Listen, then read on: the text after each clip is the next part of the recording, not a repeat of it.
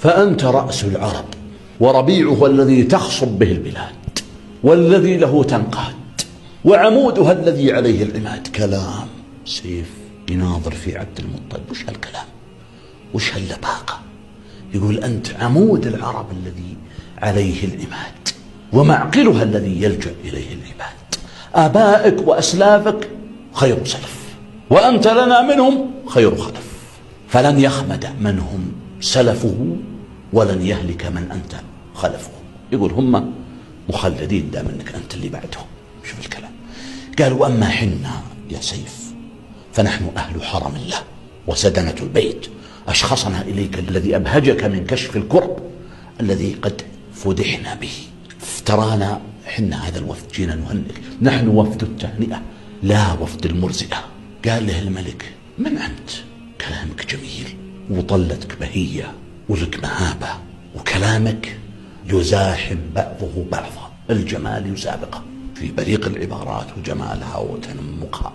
قال له أنا عبد المطلب ابن هاشم سيد مكة. قال ابن هاشم؟ أنت ولد أختنا سلمى بنت عمرو الخزرجية. الخزرج من اليمن؟ قال نعم. قال أنت ما مكانك عندك؟ أنت مكانك عندي، تدم تكون قريب مني. وأقبل عليه يكلمه ورحب باللي معه، وقال لهم كلمات غاية الحفاوة. قال مرحبا وأهلا، وناقة ورحلة، ومستناخا سهلا، وملكا ربحلا، يعطي عطاء جزلا.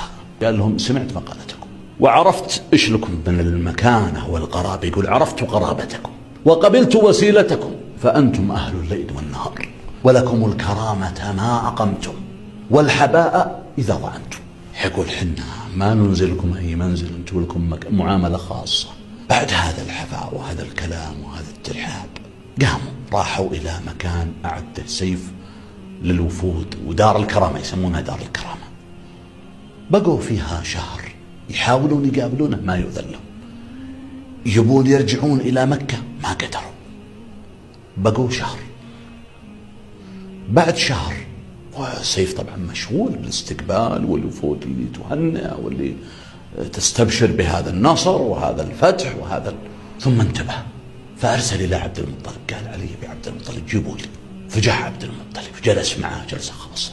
قال يا عبد المطلب إني مفض إليك من سر علمي ما لو يكن غيرك ما خبرت ولا بعت له به، لكني رأيتك معدن لهذا الأمر فأطلعتك طليعة، علمتك، خله عندك سر يكون عندك مطوي حتى يأذن الله فيه، فإن الله بالغ أمره.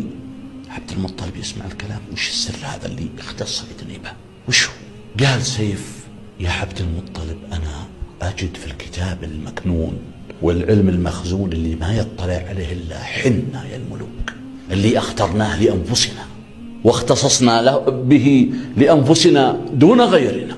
يقول لقيت خبر عظيم وخطرا جسيما فيه شرف الحياة وفضيلة الوفاة للناس عامة، ولرهطك هذول اللي معك كافة، وأنت خاصة. هذا الأمر يعنيك بشكل خاص. قال عبد المطلب وهو مذهول، قال يا أيها الملك مثلك سر وبر، فما هو فداك أهل الوبر زمرا بعد زمر. قال الخبر اللي أنت اختصيتك به يا عبد المطلب إذا ولد بتهامة غلام به علامة بين كتفيه شامة كانت له الإمامة ولكم به الزعامة إلى يوم القيامة. قال عبد المطلب لقد أبت بخير ما آب به وافد، والله لولا هيبتك يا أيها الملك والإجلال لك والإكبار أن أسألك من بشارته اللي يزيدني فرح وسرور. قال سيف يا عبد المطلب هذا حينه الذي ولد فيه، ترى هذا زمان هذا وقته، ولا أنه قد ولد أو قد ولد. اسمه محمد، يموت أبوه وأمه ويكفله جده وعمه، والله باعثه جهارا وجاعل له منا أنصارا، يعز بهم أولياءه ويذل بهم أعداءه. بالله شوف الكلام كيف والبشارات هذه لعبد المطلب. قال يضرب بهم الناس عن عرض ويستبيح بهم كرائم أهل الأرض، يكسر الأوثان ويخمد النيران، يعبد الرحمن ويدحر الشيطان. قوله فصل وحكمه عدل، يأمر بالمعروف ويفعله وينهى عن المنكر ويبطله. قال عبد المطلب وهو مذهول من اللي يسمع، قال: أيها الملك، عز جدك وعلى كعبك ودام ملكك. عبد المطلب ينتقي أجمل العبارات، قال له: هل أنت سار لي بإفصاح؟ أوضح لي. قال سيف: والبيت ذي الحجب والعلامات على النقب أنك يا عبد المطلب جده غير كذب. فخر عبد المطلب ساجد من هول ما سمع من الذهول. قال له سيف: يا عبد المطلب ارفع رأسك، فقد ثلج صدرك وعلى أمرك. أنت حسيت شيء من اللي ذكرت لك الكلام هذا والأخبار عن هذا المولود؟ قال عبد المطلب الحين عبد المطلب يفتح صدره يبوح ما في مكنونه. قال: يا أيها الملك، أنا كان لي ابن وكنت معجبا به، أحبه وأقربه وأرحمه، اللي هو أبو الرسول عبد الله.